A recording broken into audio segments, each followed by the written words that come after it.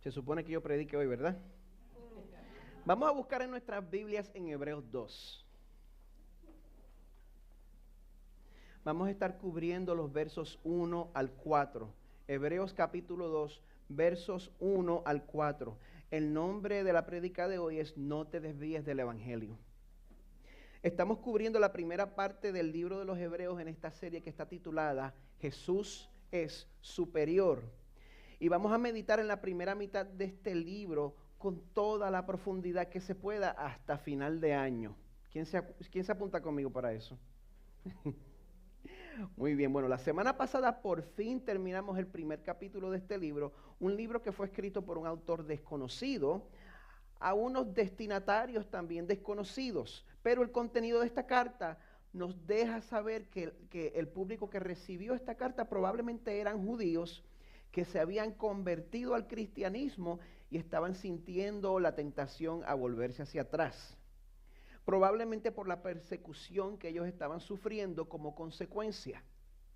Y si ustedes recuerdan el primer capítulo, comienza diciendo que el Antiguo Testamento, con todas sus observaciones, con todos sus ritos, con todas sus sotanas, era la manera en que Dios habló antes a sus antepasados. Pero ahora Dios ha hablado de una manera final, que no es una manifestación más de muchas. Dios ha hablado de manera final en estos días finales a través de su Hijo Jesucristo, quien es 100% Dios y es tan grande y es tan excelente que aún unas criaturas tan impresionantes como los ángeles le adoran a Él y le obedecen a Él cuando Él los comisiona a actuar como nuestros aliados en nuestra guerra en contra de la oscuridad. Ese es un resumen pobre del primer capítulo del libro de los Hebreos, y si ustedes han estado prestando atención como hizo Silvia el miércoles pasado, se van a dar cuenta de que esa presentación elaborada y hermosa de la persona de Jesucristo en verdad está sirviendo para preparar el camino para el capítulo 2. Una cosa está conectada con la otra, así que vamos a ver ahora juntos por qué razón el autor de Hebreos dedicó el capítulo 1 entero a establecer la supremacía, a establecer la autoridad, a establecer el mérito de Jesús. Hebreos 2, 1 al 4 dice así, hoy leo de la Biblia de las Américas.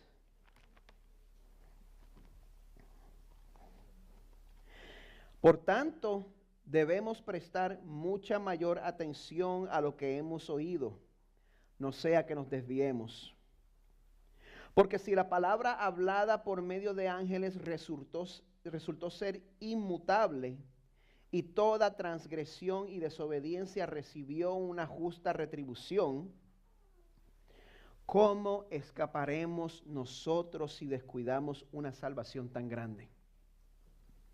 La cual después que fue anunciada primeramente por medio del Señor, nos fue confirmada por los que oyeron, testificando Dios juntamente con ellos, tanto por señales como por prodigios y por diversos milagros y por dones del Espíritu Santo, según su propia voluntad.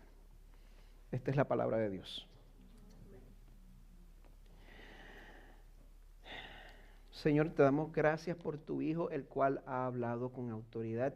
Y yo te confieso, Señor, que a menudo, tan temprano como esta mañana, Señor, mi corazón se desvía del mensaje del Evangelio y yo busco mi identidad y busco mi consuelo en otros mensajes, en otras cosas. Perdóname, Señor. Yo te doy gracias porque en Cristo, Señor, yo tengo la libertad de confesar mi pecado, sabiendo que en Él tengo un perdón completo. Yo te pido que tu Espíritu Santo nos dé la capacidad para permanecer asidos, agarrados, aferrados a la certeza que tenemos en la palabra que nosotros hemos oído y recibido en el nombre de Jesús. Amén. Ciertas personas aquí se sorprendieron mucho cuando yo les dije que yo tenía 48 años.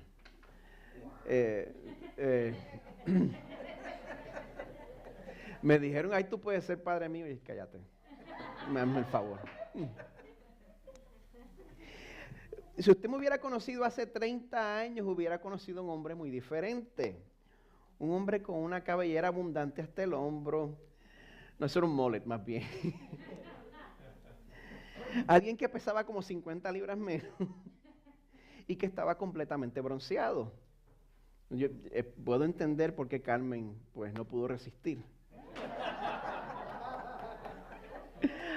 Aunque ahora las cosas han cambiado mucho, ahora yo soy más el tipo de hombre que se quiere pues porque tiene sentimientos bonitos.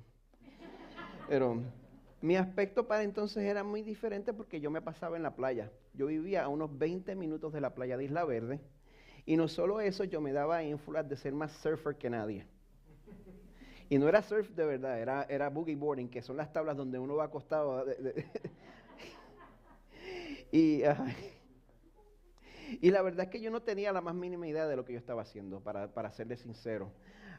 Lo que a mí me divertía era que yo trataba de agarrar una ola y la diversión mía consistía en agarrarla mal, cosa de que cuando ya estaba por agarrarla, la ola me chupaba otra vez para encima, me revolcaba, entonces me daba contra el suelo de la playa y me arrastraba en contra de la arena hasta que yo me paraba así lleno de rasgaduras. Esa era la diversión mía. No me juzgue. Pero mi actitud en cuanto a la playa cambió radicalmente cuando nacieron los nenes. Desde entonces la playa ahí me trae más tensión que relajamiento. Yo no sé cuántos padres de ustedes se pueden identificar con eso. Por eso cuando unos sobrinos que yo tengo que ya estaban mayores me invitan no hace tanto a ir a la playa, bueno, para recordar los viejos tiempos del surfing, porque ya ellos estaban también haciéndolo. Yo tendría como unos 40 años cuando ellos me dieron esa invitación. Pues yo me digo a mí mismo, bueno, yo tengo unos 40 años de edad. Me están invitando a que participe en una actividad atlética e intensa que yo no hago desde mi adolescencia. Que podría ir mal. Es imposible que algo pueda ir mal. Así que me fui con ellos. Y tuve el privilegio de que cuando salí en la tabla por primera vez en mi vida, a los 40 años de edad, experimenté el fenómeno de la corriente de resaca. No estoy hablando de esa resaca, arrepiéntate, Andrés. No. La corriente de resaca que está por abajo, que arrastra a uno mar adentro. No sé cuántos de ustedes han experimentado eso. Un susto tremendo. Cuando yo me di cuenta, ya yo llevaba como 15 minutos nadando y pataleando hacia la orilla mientras me estaba alejando más y más y más. Y la gente se ponía más chiquita y más chiquita. En ese momento uno de mis primos me nota. Y al verme tan lejos y tan profundo, pues la reacción de él es hacer, estás muy lejos, ven. Bueno, gracias a Dios que pude salirme y volver a la orilla y no tuve que pasar la humillación de que mandaran un salvavidas de 20 años a sacarme. Exacto. ¿Usted sabe qué fue lo único que tuvo que pasar para que yo me fuera en esa corriente tan peligrosa? Distraerme. Eso fue lo único que tuvo que pasar. Me distraje y ya estaba agarrado en la corriente. Ese es el peligro de todo cuerpo de agua que tenga corriente. Y la vida dentro de nuestra sociedad, la vida dentro de nuestra cultura, dentro de nuestro espacio disputado, es como la corriente de un río cuando se pone brava. Una corriente fuerte es una corriente peligrosa. Para ponerlo en las palabras de John Piper, la vida no es un lago, la vida es un río y está fluyendo hacia el infierno. Si quieres llegar al infierno, como dice él, no tienes que hacer nada, sencillamente flota. Nuestra sociedad, nuestra cultura, nuestro sistema educativo, nuestros medios de comunicación, nuestro mundo, no son agentes neutrales. No son agentes neutrales. Todos tienen su agenda. El mundo junto con Satán y con nuestra carne son nuestros enemigos. ¿Usted sabía eso? Por eso Romanos 12:2 nos advierte, no imiten las conductas ni las costumbres de este mundo, más bien dejen que Dios los transforme en personas nuevas al cambiarles la manera de pensar. Cambiamos cuando cambia nuestra manera de pensar. Así que la pregunta que tengo que hacer a la luz de este verso es lo siguiente. ¿Cómo es que Dios cambia nuestra manera de pensar? ¿Cómo es que nosotros podemos encarar un mundo que a diario nos da todo tipo de mensajes? Un mundo que te está diciendo, ¿sabes qué? Lo que tú vales está basado en tu trabajo, en tu salario, en tu talento, en tus logros, en tu belleza física, de acuerdo a mis estándares imposibles. Ahí está tu valor. ¿Cómo podemos encarar eso? ¿Cómo podemos combatir a un enemigo que aparte de todo eso está listo para burlarse de ti cuando metes la pata y caes en pecado? Mi querida iglesia, la verdad es que nosotros no tenemos ninguna esperanza, aparte de las palabras de nuestro verdadero Dios y juez, cuando nos dice en Hebreos 10:14 que por una ofrenda Él ha hecho perfectos para siempre a los que son santificados. ¿Usted se da cuenta de la esperanza que eso significa? Una ofrenda. Jesús no tiene que sangrar más. Ya lo que Él hizo fue suficiente para extender al pasado y al futuro y cubrir todos sus pecados. Él ha hecho perfectos. Esto es un acto que fue iniciado por el Señor. Usted no se lo tuvo que pedir. Usted ni siquiera se daba cuenta que lo necesitaba. Él lo inició y Él ha hecho perfectos para siempre a los que son santificados. Es bien interesante. Desde un punto de vista lo estamos viendo en la eternidad. Él nos va a glorificar y también de día a día nos está cambiando, nos está santificando. Por eso el mensaje central del pasaje de hoy es: no te desvíes del Evangelio. Como yo hice la semana pasada, quiero alterar el orden de los versos un poquito para que podamos entender mejor.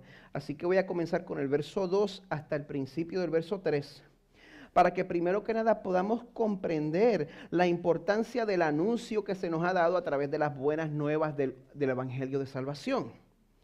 Y para apreciar esa importancia hay que echar marcha atrás un poquito. Si ustedes recuerdan el primer capítulo de Hebreos que cubrimos, como dije al principio, nos decía que Jesús es la última palabra hablada por Dios a su pueblo. Y se pasa ese capítulo entero explicando todas las razones por las cuales Jesús es superior a los ángeles. Y ahora por fin podemos ver por qué el autor pasa todo este trabajo estableciendo la autoridad de Jesús por encima de los ángeles. Dice el verso 2. Porque si la palabra hablada por medio de ángeles, que son inferiores a Jesús, si la palabra hablada por medio de ángeles resultó ser inmutable, si el mensaje que trajeron los ángeles, ellos lo dijeron y se cumplió. ¿A qué palabra se refiere cuando habla de la palabra que trajeron los ángeles? Bueno, la Biblia nos comunica en varias partes que Dios utilizó a los ángeles para entregar la ley a su pueblo. Por ejemplo, en Hechos 7:53, Esteban, a punto de ser asesinado, él está acusando a los sacerdotes y les dice: ustedes que recibieron la ley por disposición de ángeles y sin embargo no la guardaron. Hay muchas otras partes en la Biblia que dice eso. O sea, que los ángeles, seres inferiores a Jesús, entregaron la ley al pueblo y Dios fue fiel para hacer cumplir esa ley cuando se desobedecía. Dios respaldó la ley que entregaron los ángeles 100%. Cuando los hijos de Aarón, Nadab y Abiú desobedecieron esa ley y le faltaron el respeto a Dios en el culto, en el templo, trayendo utensilios no autorizados al culto, el Señor los mató frente al altar del incienso. El Señor los mató en el acto. Y la única explicación que le dio a Aarón, que acababa de perder a sus 2 hijos, fue la siguiente: como santo seré tratado por los que se acercan a mí y en presencia de todo el pueblo seré honrado. Y Aarón se tuvo que callar. Hay varios ejemplos a lo largo del Antiguo Testamento. Hay ejemplos en el Nuevo Testamento. No es un Dios diferente en el Nuevo Testamento. Vemos similares encontronazos con la santidad de Dios en el caso de Coré, en el caso de Acán, en el caso de Usa, en el caso de Ananías y Zafira.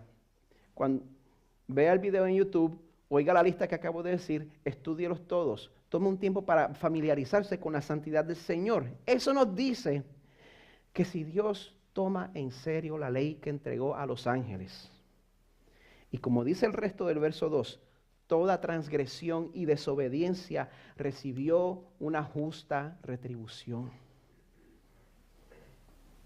Si el Señor respaldó de esa manera la ley que entregaron los ángeles, si Dios llamó a cuentas a todas estas personas que recibieron una revelación menos completa que nosotros, nosotros que hemos recibido la última palabra de parte de Dios a través de Jesús, tampoco nos vamos a librar del juicio si tenemos en poco lo que Jesús logró a través de su sufrimiento, de su muerte y de su resurrección. O como dice en el verso 3, ¿cómo escaparemos nosotros si descuidamos una salvación tan grande? Si nosotros consideramos la importancia de quien se está dirigiendo a nosotros, Jesús, superior a los ángeles, el Hijo perfecto de Dios, el esplendor de Dios, es mejor que nosotros prestemos atención cuando Él nos está hablando. Por lo tanto, es justo hacerse la pregunta, ¿qué quiere decir descuidar una salvación tan grande? Gracias por preguntar. Voy a dejar esa pregunta para el final.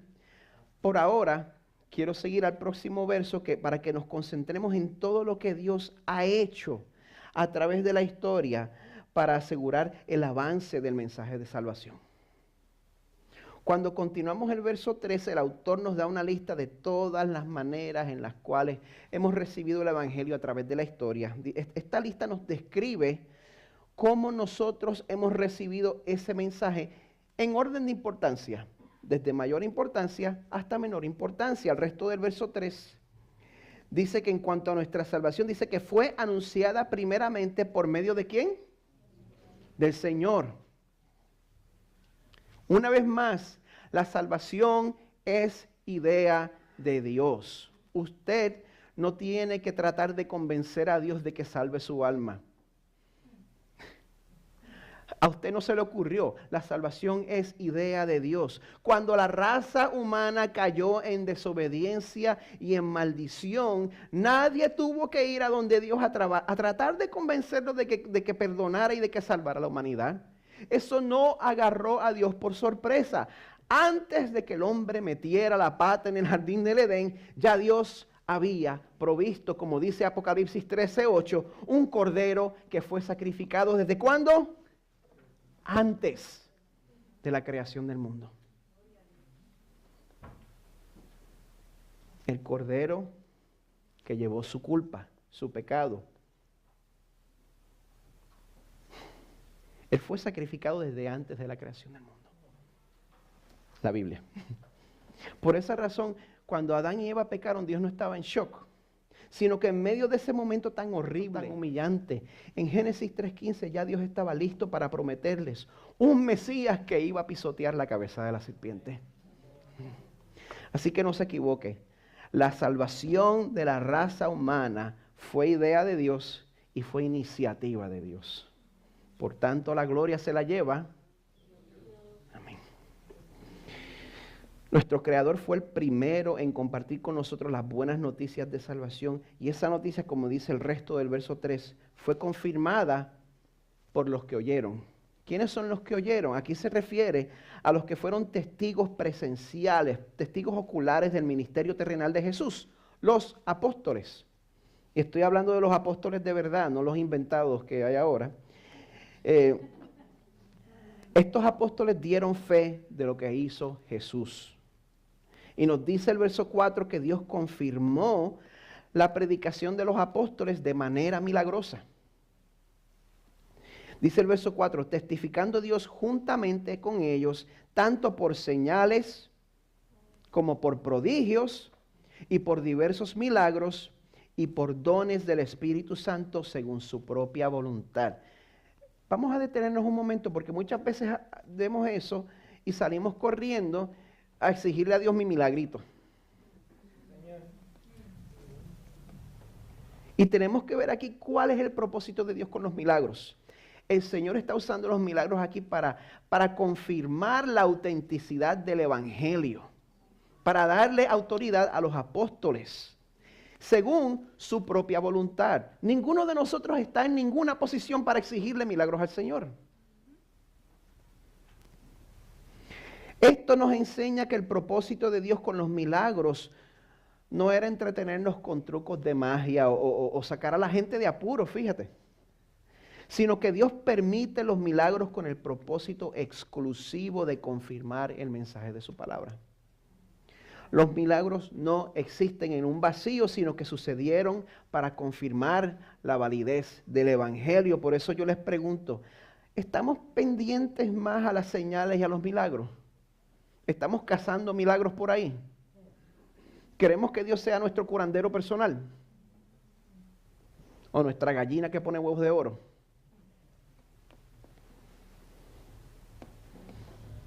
¿Te gustaría que el Señor te sacara de apuros en todo momento? ¿Sientes que las pruebas como que debilitan tu fe?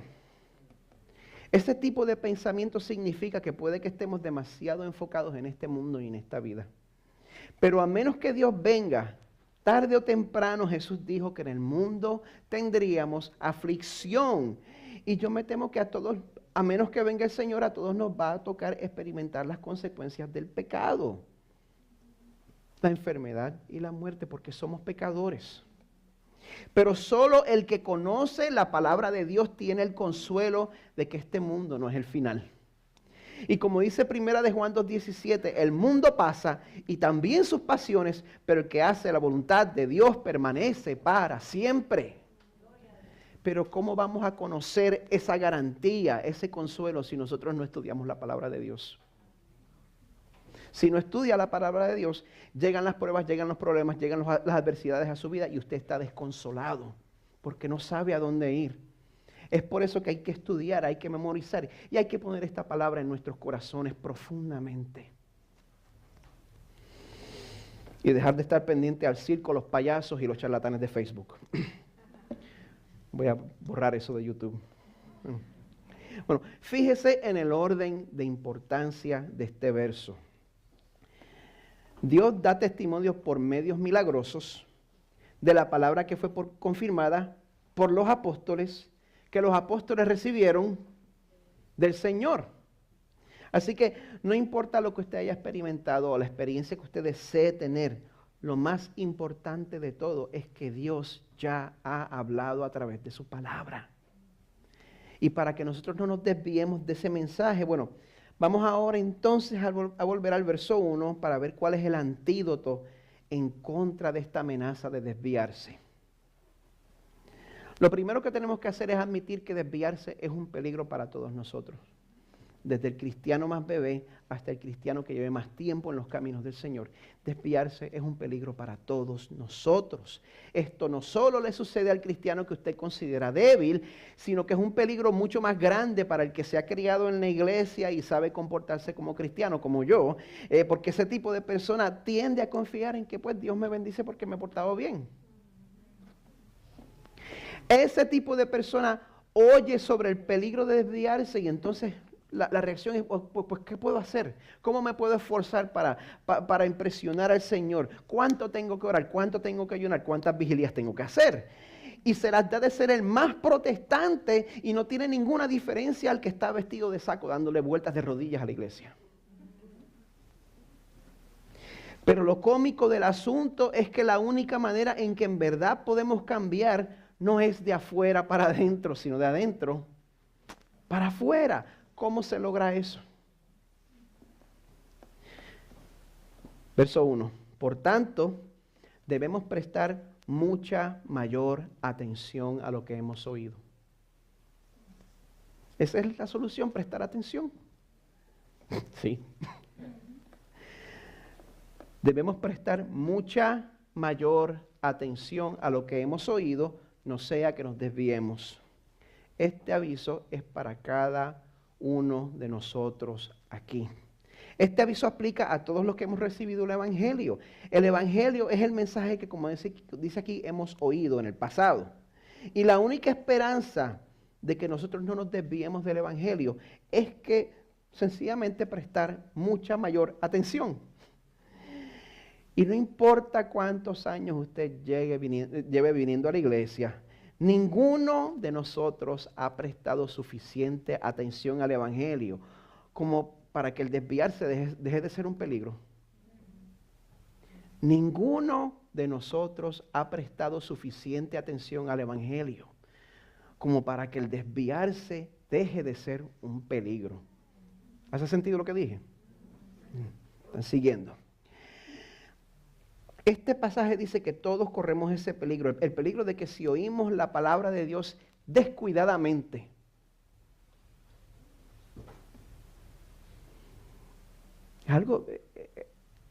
es un peligro mortal llegar a la iglesia y oír la palabra de Dios descuidadamente. Eventualmente usted va a cometer el pecado de la incredulidad si lo tienen poco.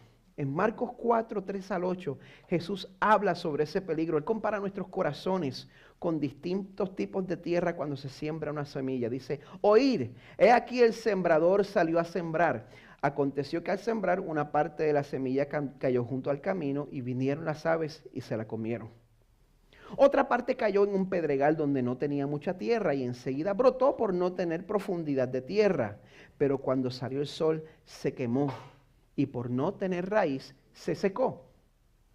Otra parte cayó entre espinos y los espinos crecieron y la ahogaron y no dio fruto. Y otras semillas cayeron en buena tierra y creciendo y desarrollándose dieron fruto y produjeron unas a 30, otras a 60 y otras a 100 por uno. ¿Cómo está tu receptividad a la palabra de Dios en esta mañana?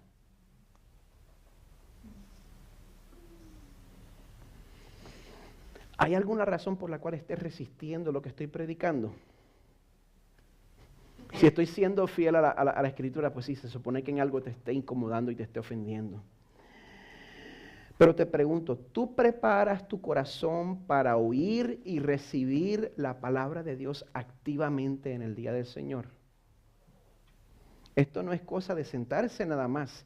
Escuchar y recibir la palabra del Señor es un ejercicio. Y prepararse para el día del Señor comienza desde el sábado. Porque si uno no planifica con el mismo cuidado que uno planifica para salir al trabajo por la semana, yo te garantizo que todo lo que te pueda ir mal en el domingo por la mañana te va a ir mal y vas a llegar distraído y vas a ser un oidor descuidado. Oír y recibir la palabra de Dios es un asunto de suprema importancia. Y el mensaje de Dios en esta mañana es claro.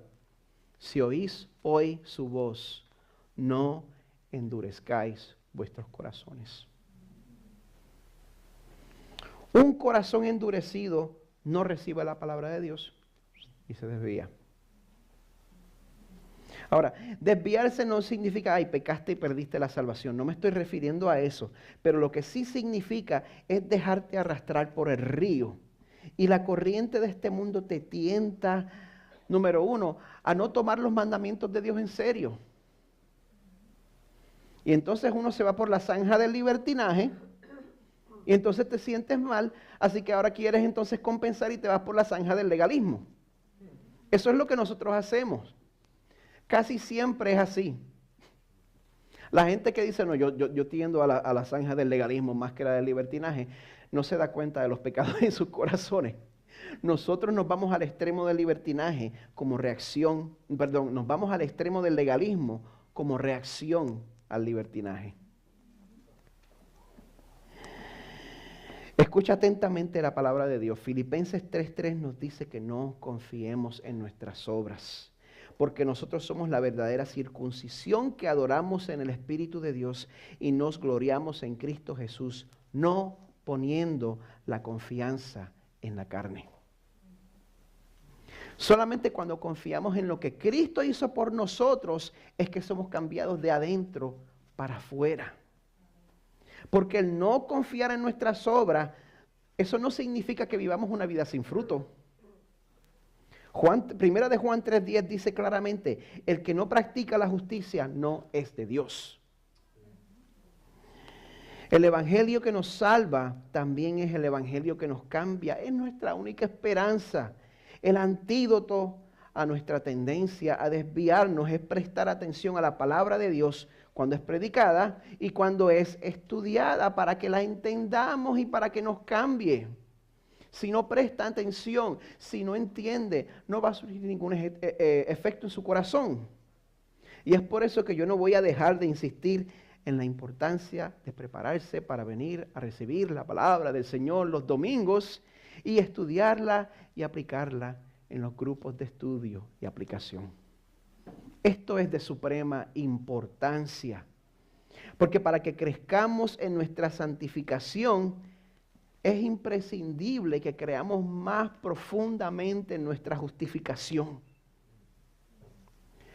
Romanos 10:17 lo dice claro. La fe viene del oír y el oír por la palabra de Cristo. Querida iglesia, si oyes hoy su voz, no endurezcas tu corazón. El equipo de adoración puede pasar.